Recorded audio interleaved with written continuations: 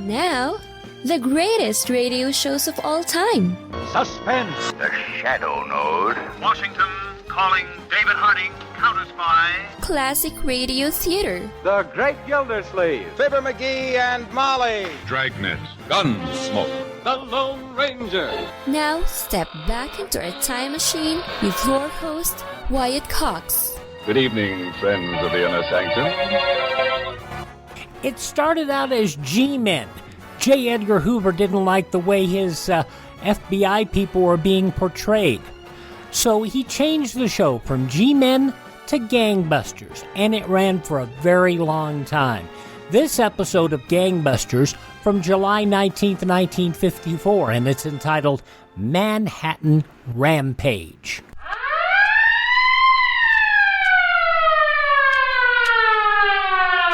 And now, in cooperation with police and federal law enforcement departments throughout the United States, Wrigley's Spearmint Gum, the refreshing, delicious treat that gives you chewing enjoyment, presents for your listening enjoyment, Gangbusters!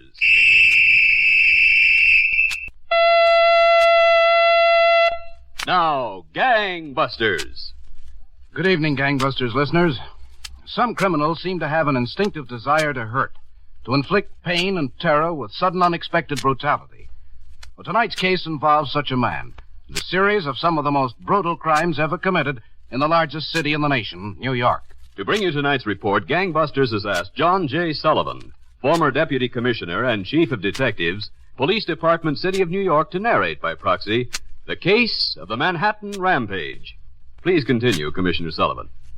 It was about 2 p.m. of a summer's day in 1952 when a black sedan pulled up in front of a small factory building on a little frequented Brooklyn street.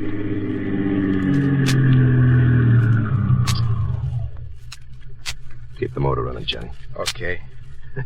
Think anyone will steal the car while we're gone? You're so funny, you're making me sick. Come on, let's go.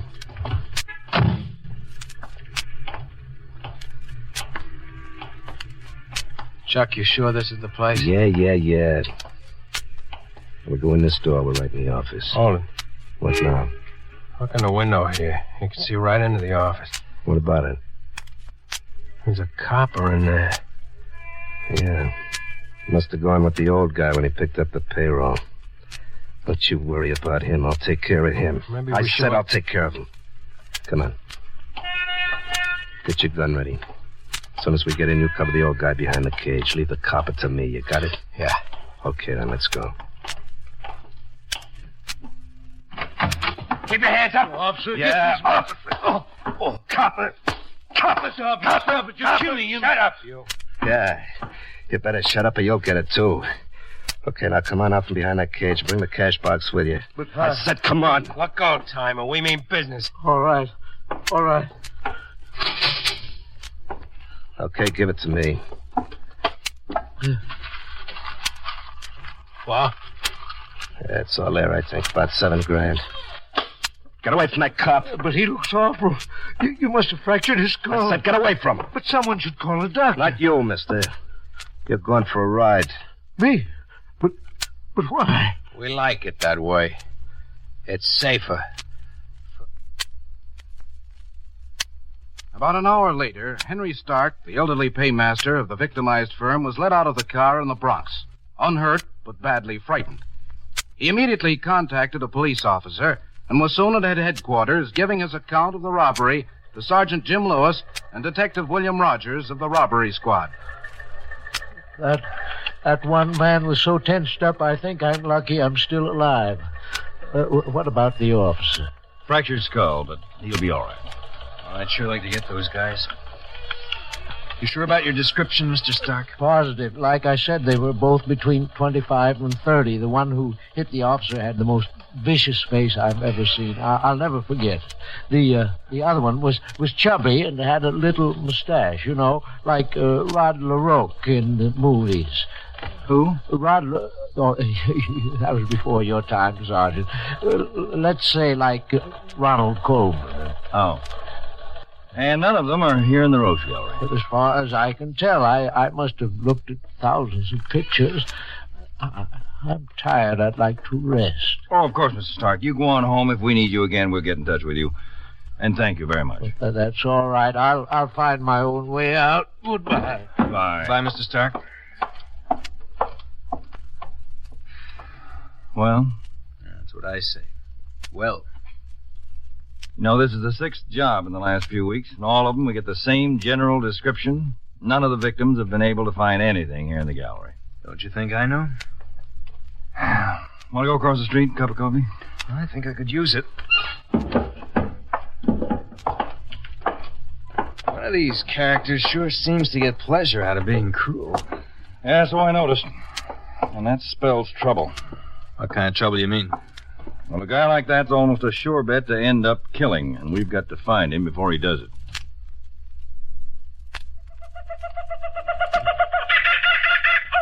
Well, pretty boy, Mike made a nice sale there, didn't he?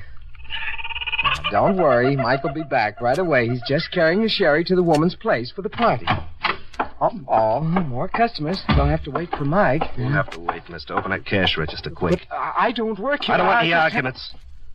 You won't open it, I'll come around there myself and open it. You lousy bird. Pretty boy, when you knock this cage down, he'll be hurt. Never mind. But he didn't do it. No. Didn't you hear me? You get the register, Johnny, while I take care of this guy. Okay. You come over here with me, little man. What are you going to do? I'm going to teach you a little manners. That's what I'm going to do. Come on. Come on. All set, Chuck. In a minute. I don't like the way you talk to me. I didn't say anything. You're arguing with me. Don't argue with me. Sure. Don't point that gun at my head. Why not? You afraid it might go off? Yes. I got news for you, mister. You're right. Oh. See? You were right. You nuts. What did you shoot him for? Come on, let's get out of here fast.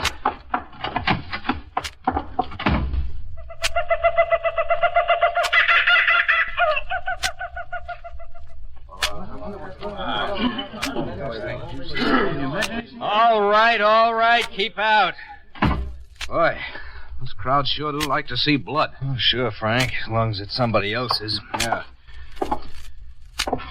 Poor guy. Medical examiner ought to be here soon. Yeah, look over there. A cage on the floor. Now, take it easy. I won't hurt you. Come on. That's better.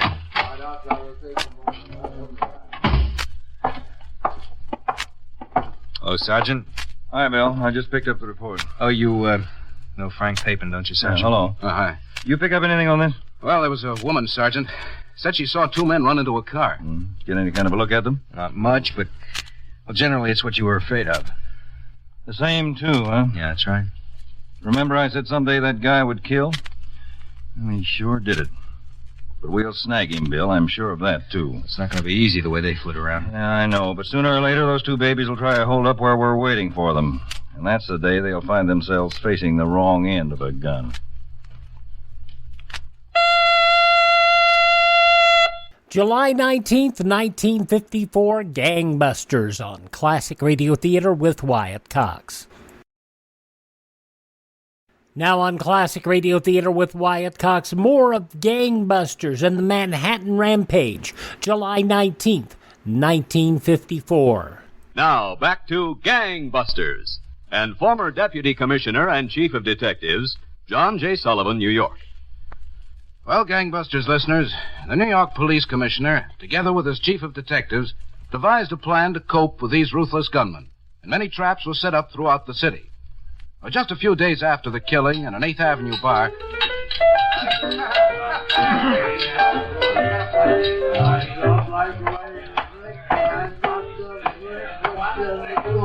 Hello, Johnny. What?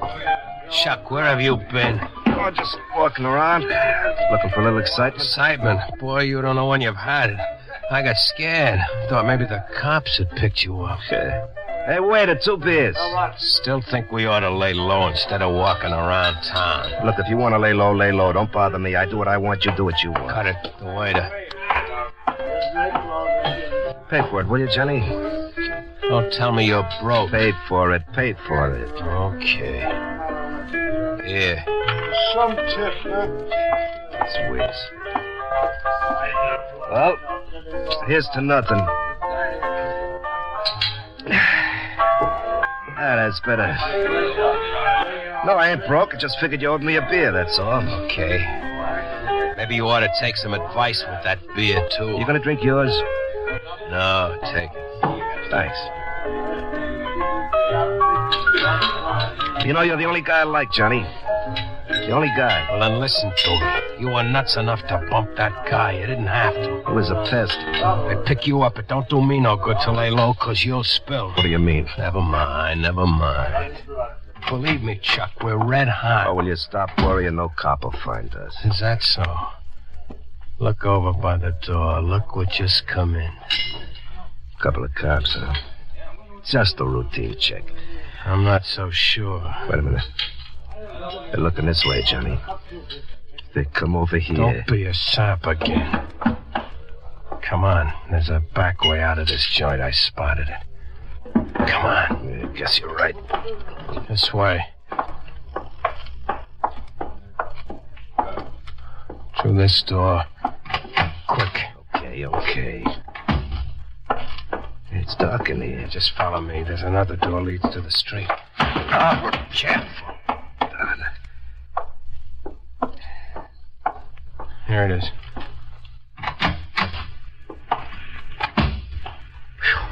That was kind of close. We're okay now, ain't we? Yeah, but for how long? Will you listen to me, Chuck? Just this once. What do you want me to do? Come up to my joint with me and stay there. Just a week, that's all. Just a week. Give things a chance to cool off. Will you do that? Will you do that? All right, I'll do it.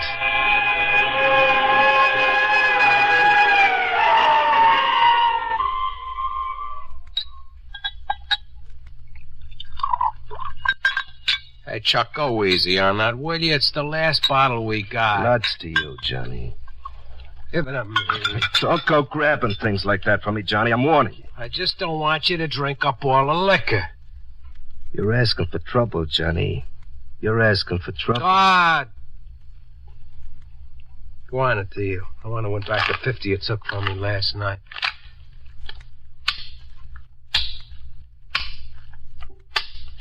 I'm sick of it. What's the matter with you anyhow, Chuck? Looking at you, playing cards, locked up in this lousy apartment. I don't want no more of it. 5 days. 5 days. That's all we've been here. We've got to stick it out a little longer. Oh, I don't know why I let you talk me into it in the first place. You're chicken and I fall for it. Oh, come on, Chuck. Relax. Let's play cards. Cards? That's what I think of cards.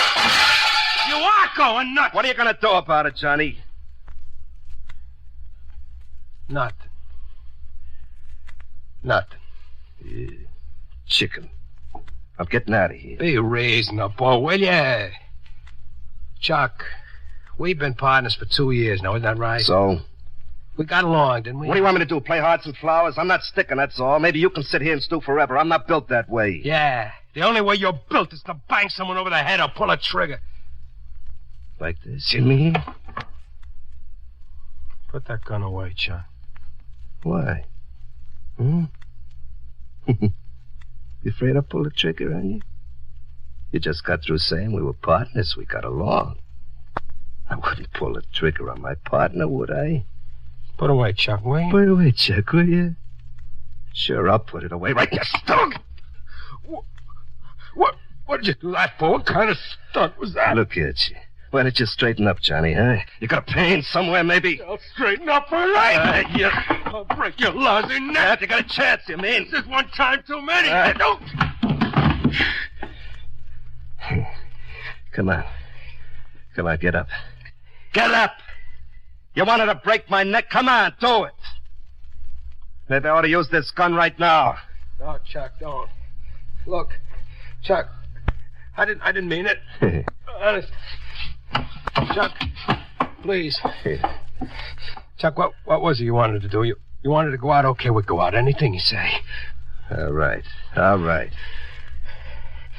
Thanks, Chuck. Thanks. You're real pal. All right, save it. Let's get going. Where? I don't know. We'll heist the car, maybe. We'll pick a spot, maybe make a couple of bucks. Got a little excitement. But you think it's safe?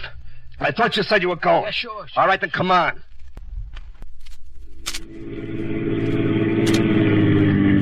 Run smooth, don't she? I said she runs smooth. Yeah. You're not sore, are you? Watch where you're driving. Better off, Johnny. We're out in the air, driving in a new car, getting a little fun out of life. Past the red light. So what? So a cop might stop us, that's what. We don't have to explain where we got the car, do we? Or didn't you think of that? No, I didn't. Hey, slow down. There are lots of cops around Times Square, even at 4 o'clock in the morning. Okay, Johnny. Anything you say. You know where you're going? Well, I figured we'd go along 41st Street, turn up 8th Avenue, then maybe we'll see it. I guess it's as good as anything else. Now what? Red light, Johnny. You see, I'm doing what you said. What more can you ask?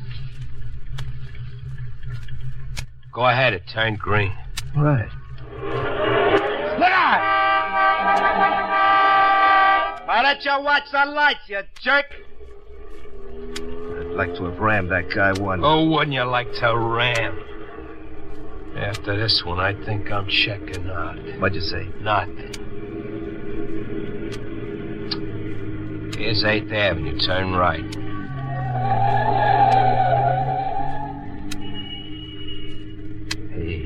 Hey, look up ahead. I don't see anything. Not on your side, on mine. That fight outside the bar. Looks like a real scrap, huh? Yeah. What are you stopping for? Want to get out and watch? That fight? Yeah, sure. Looks like a good one. Don't be a sap. Oh, come on. Only take a couple of minutes. But the cops, they'll be coming to break it up. So what? They don't know us. Come on, Johnny. Well, are you coming? I'll break your neck for you. Might as well. Come on, hurry up, Johnny. Looks like a real bloody one. Look at that little guy. Come on, give it to him. Atta boy, give it to him.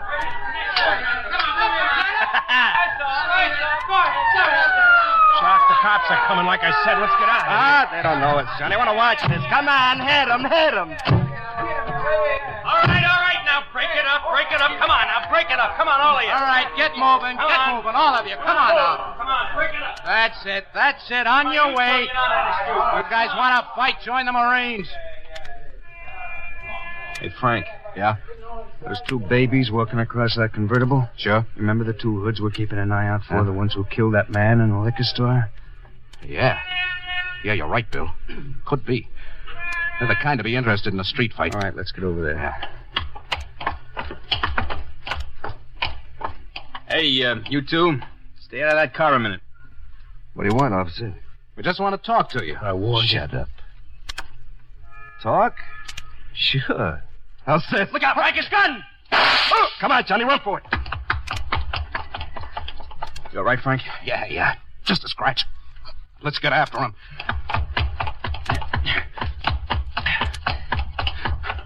There they are, behind that car. Stay away, coppers. Can't shoot at him from here. Too many people. I know. We'll have to rush him. Come on, Bill.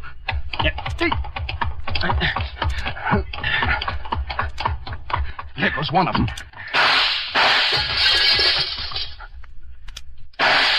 You hit him, Bill. Here comes Wickers. He'll take the one that's down. Let's get the other guy. He ducked down behind that other car, I think. Over there. Quick, before he gets away in that car. Yeah. Don't shoot anymore. Throw your gun away, mister. Yeah, sure. Oh, my hand. You hit my hand. All right, come on. Out of the car. All right, but don't shoot. Yeah, frisk him, Bill. I got nothing on me, honest. All right, he's clean. What about Chuck? What happened to Chuck? Got it in the leg. You'll meet him in that headquarters. Him and his excitement. What's that? He had to have excitement. He had to watch a street fight. He'll never learn. I think he learned this time, mister. Okay, let's go.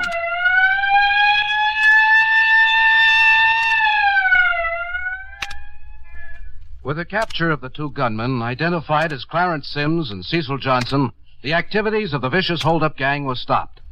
Both men were quickly brought to trial, resulting in a 10 to 30-year sentence for Johnson and a 35 to 40-year sentence for Sims in May of 1953. They are now in Sing Sing. Thank you, John J. Sullivan, former Deputy Commissioner and Chief of Detectives, New York City Police. And we'll hear one of the most famous parts of Gangbusters, their weekly clues to help people apprehend criminals at large. July 19th, 1954, Gangbusters. That'll be next. You ever make a change and then think, why didn't I do this years ago? Well, that's how people feel about switching to MediShare for their health care, especially now with inflation the way it is. People are very happy with the savings. Most families save about $500 a month when they switch. It's a huge help when prices are going up so fast in so many other areas. And MediShare's customer satisfaction rate is double that of health insurance. It's just a different experience, and people really like that. MediShare is an alternative to health insurance. It's a community of Christians who share each other's healthcare bills, and it's been going strong for over 25 years. It really is the gold standard, the most trusted name in healthcare sharing. Find out why people love it, find out why they rave about the customer service, and find out how good it feels to save some money right now. They're super easy to talk to. Here's the number, 833-34-BIBLE. That's 833-34-BIBLE, 833-34-BIBLE.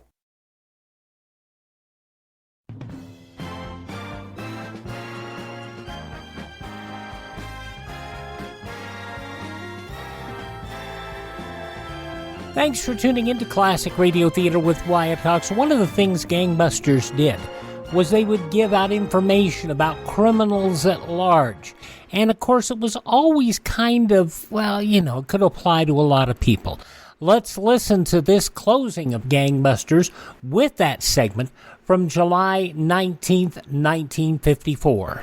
And now, Gangbusters Nationwide Clues, broadcast every week to assist American police in their war against the underworld.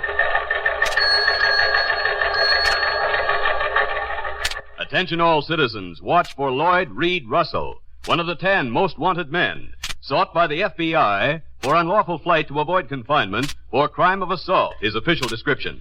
Lloyd Reed Russell, age 31, 5 feet 1/2 inch, 147 pounds, small build, brown hair, bald on top, brown eyes, medium complexion, may seek work as fireman or farmer. This man has 2 prominent scars. One 3.5-inch ragged laceration center of forehead. One 3-inch cut on forehead above right eye.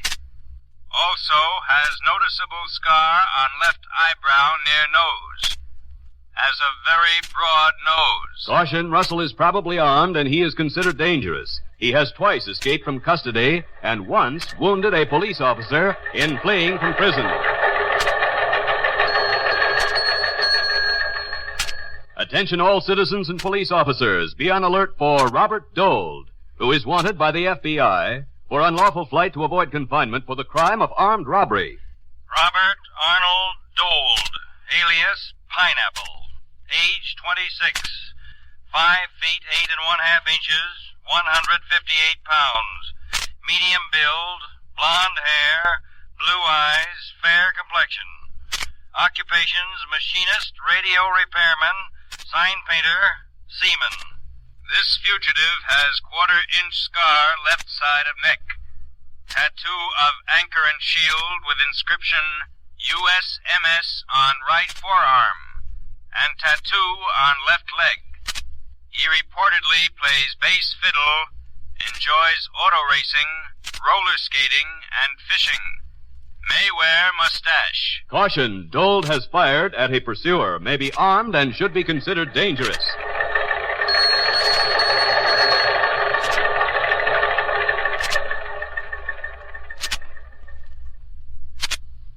If you have any information concerning these clues, notify your local police, the nearest office of the Federal Bureau of Investigation, or Gangbusters at once. Tonight's Gangbusters case was dramatized by Art Wallace and directed by Leonard L. Bass, with Larry Haynes and Mason Adams in leading roles. The entire production was supervised for CBS Radio by John Ives. Gaylord Avery speaking.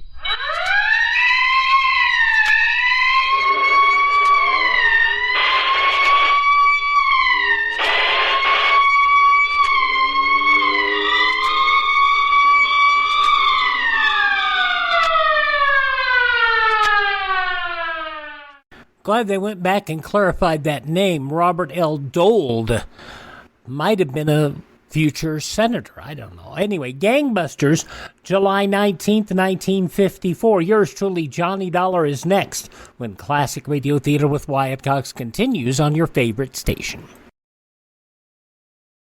Now on Classic Radio Theater with Wyatt Cox, more of yours truly, Johnny Dollar story. This is the fourth part of the five-part story, The Star of Capetown Matter, a missing diamond, a big one. This episode originally broadcast July 19th, 1956. From Hollywood, it's time now for Johnny Dollar. This is the purser, Mr. Dollar. Oh, I was just about to call you. Oh? Better send a steward to my stateroom to put it back together. What happened? Somebody just tore it apart. But why? Oh, looking for something, I guess. The diamond? But why would they think you'd have it? Well, somebody's got me pegged wrong. Well, what's on your mind? A cablegram was sent to Cape Town about an hour ago, addressed to Julio Biak. Julio? Yes, isn't he the man who's being held on suspicion of murdering Andrew Forbes? Yeah, but the news hasn't been released, and obviously whoever sent the cablegram isn't aware of it. What did it say? Contact me, usual place, Dakar. Who signed it? Well, the name was Corner. I checked the passenger list, but there's no such name. A steward delivered the message to the radio room. I've sent for him. He should be able to tell us who sent it. Nice work, Purser. Could be you just helped me wind up this case.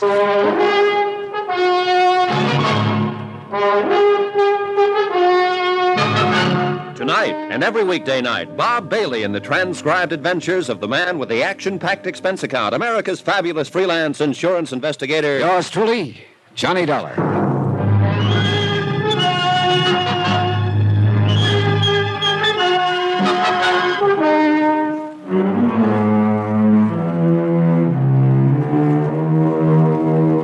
From Special Investigator Johnny Dollar, location at sea, en route Cape Town to Dakar.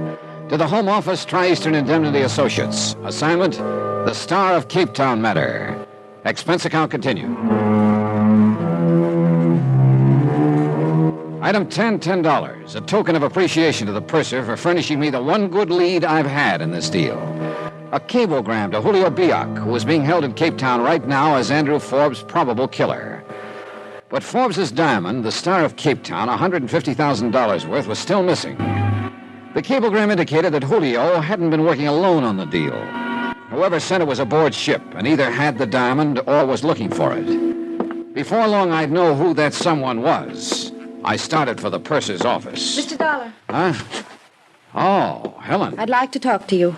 Hell no, that's a switch. What do you mean? Ever since I got aboard this ship, I've been trying to talk to you, but you weren't having any. I don't know what this is all about, but you've gone too far, Mr. Dollar. Come again? Don't try to pretend. When I found my room all torn up just now, I realized... Oh, hey, wait a minute. Your room's been torn up, too? What do you mean by two? Mine got the same treatment a while ago. I don't understand. I thought it was you who... Look, Helen, I think you and I had better have a little talk right now.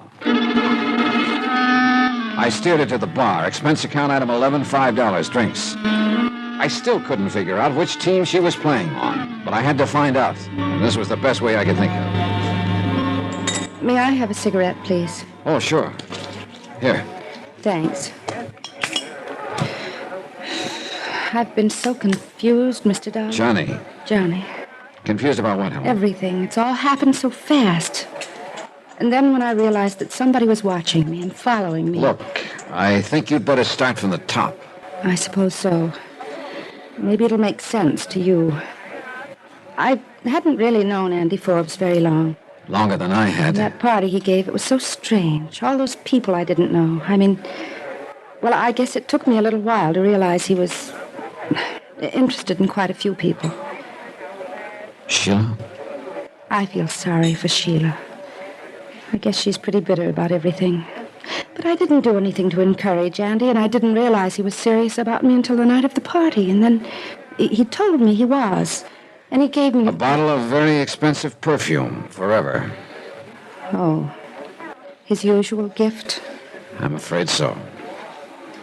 I don't care. He wanted me to have it, and it's lovely perfume. I liked Andy. He was completely irresponsible, but in his own strange way, he was nice. So?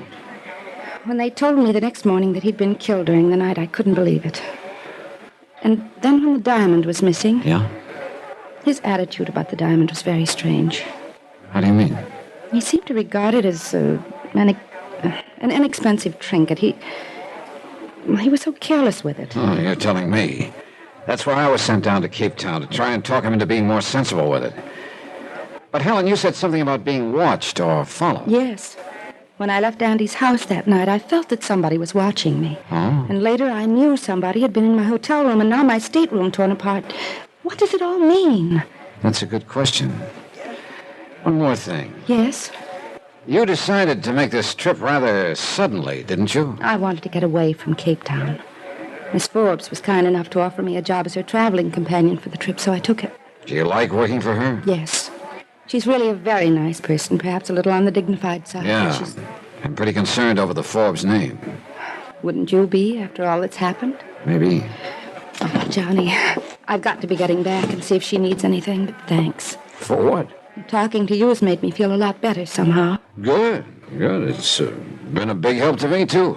How so? Oh, makes things easier for tonight.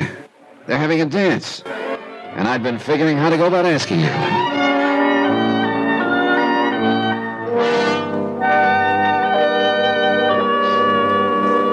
No, dear, there isn't a thing I need at the moment. Then if you don't mind, I'll go to my stateroom and change. Of course, Helen. See you tonight, Johnny. Right. Well, you two seem to be getting along pretty well now. Yeah, I guess so. I'm glad. I'm sure you realize by now that Helen couldn't possibly be involved in the murder or the diamond theft. I hope not. You are a very suspicious man, Mr. Dollar. It's part of my job, Miss Forbes.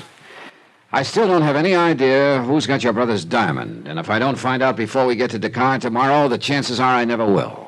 I don't see how you can be so sure the Star of Capetown is aboard this ship. I wasn't sure until today. That cablegram convinced me. Cablegram? Yeah, it was addressed to Julio Biak in Cape Town. Biak? Isn't he the one who's under arrest back there? That's right. He was posing as a bartender at your brother's party. We think he's the killer. But apparently whoever sent him the cablegram was working with him and doesn't know he's been arrested. Well, I hope you can clear it up, Mr. Dollar, so that all this publicity will die down. It's been terribly trying. Yes, I imagine it has. I know Helen's felt the strain, too. She's been so nervous lately. Oh, if what? No, I was just thinking. If only Andrew had met someone like Helen sooner, perhaps none of this would have happened. Maybe not. Had I known she was coming to the party, I don't suppose I'd have tried to talk Andrew out of giving it. She's been the one bright ray in all of this. Oh, if only. But regrets are so futile.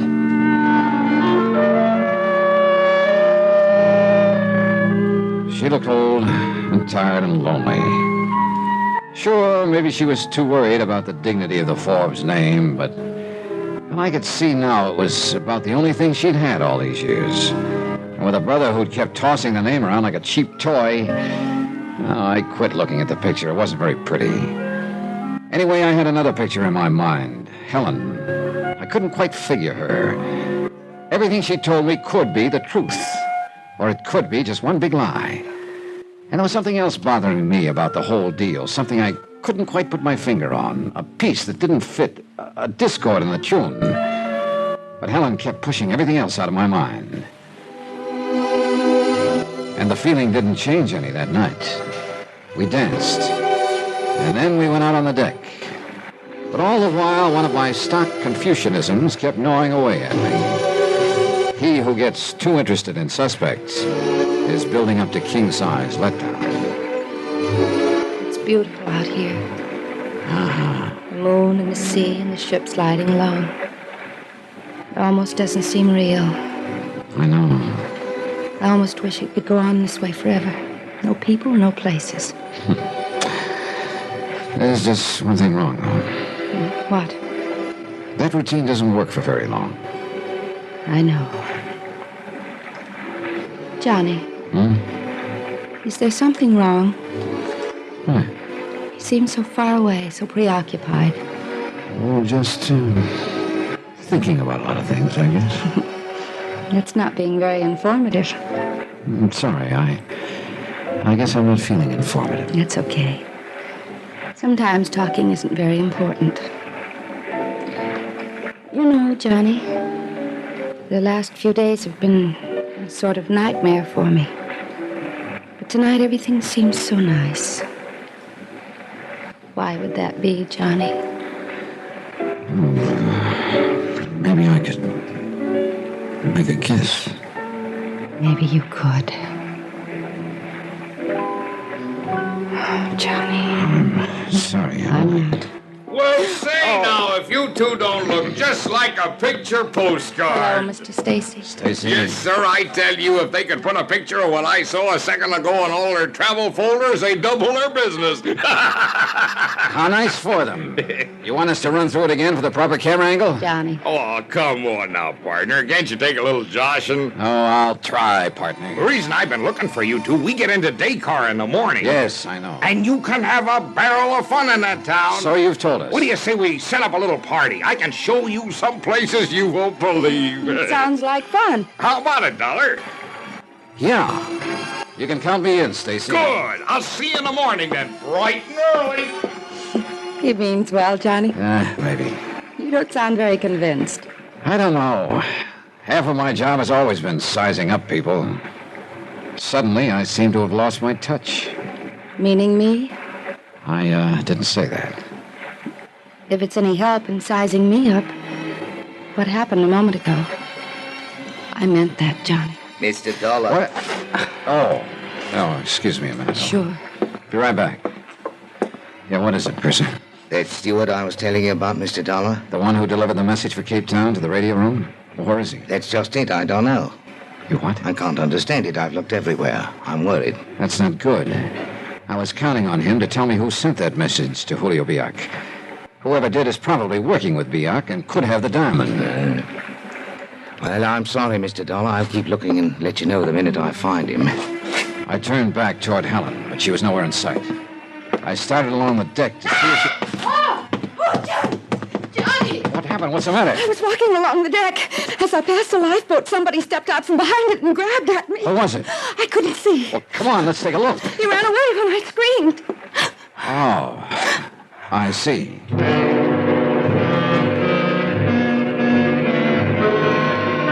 So there I was again. Was she lying or telling the truth? I took her to her stateroom and told her to lock herself in for the night. Then I went back to deck and tried for the umpteenth time to put the pieces together. But I didn't have long. Suddenly everything was noise and confusion. Almost by the time I got to the stern, the ship was circling, lowering a boat. 20 minutes later, they hoisted a body aboard. He was wearing a steward's uniform, and one look at the purser told me which steward it was. Yeah, my one good lead, gone.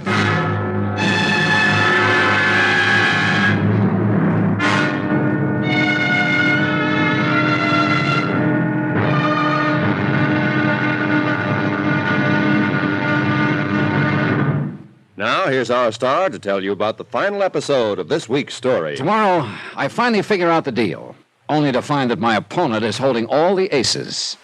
Join us, won't you? Yours truly, Johnny Dollar.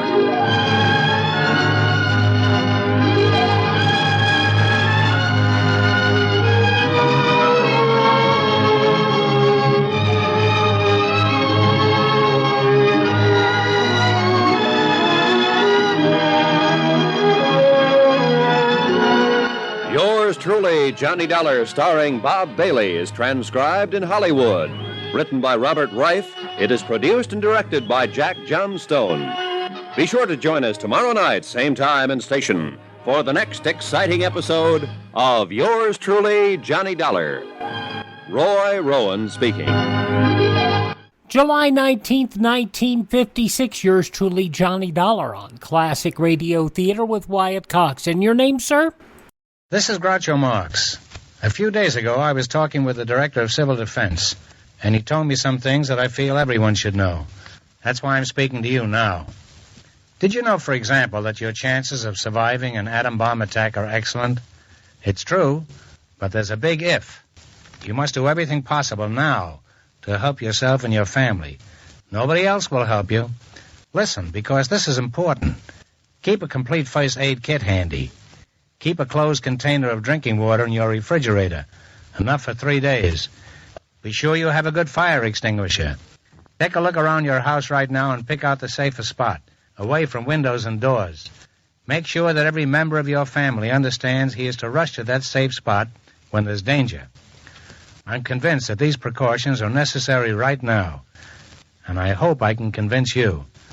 They're important to your family, yourself, and your community. Keep all that information handy. You'll never know when you might need it.